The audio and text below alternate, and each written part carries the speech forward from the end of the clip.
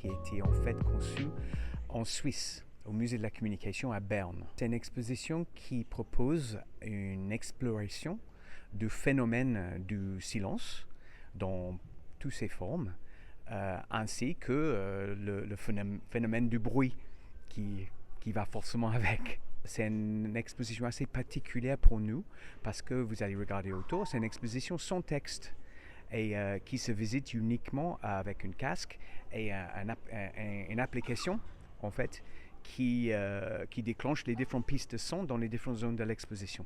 Ici, on se retrouve dans une forêt et en fait, c'est ici où on vous raconte l'histoire d'un monsieur qui s'appelle Christopher Knight, qui vit aux États-Unis et qui a vécu 27 ans toute seule dans la forêt parce qu'il voulait plus de notre société, de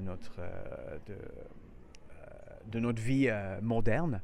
Au niveau de contenu, en fait, ce qu'on trouve intéressant, peut-être au niveau pédagogique, en fait, c'est justement cette exploration de qu'est-ce que c'est, cette question, qu'est-ce que c'est le silence, sachant que le vrai silence n'existe pas, ça n'existe que dans l'espace. Ce qu'on dit souvent quand on parle de silence maintenant, c'est plutôt la recherche du calme.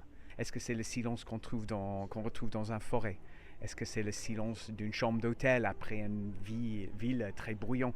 Est-ce que c'est éteindre nos téléphones? Est-ce que c'est éloigner un petit peu de la bruit numérique et essayer de retrouver un peu de calme, un peu d'espace pour soi-même? Ici, c'est ici dans cette partie où on montre aussi le côté un peu angoissant du silence, dans l'idée qu'on peut être confiné, on peut être isolé, on peut être enlevé justement de nos vies et des personnes qu'on aime en fait, et le silence imposé, se retrouver toute seule avec nos pensées, peuvent être aussi un peu inquiétants pour les personnes.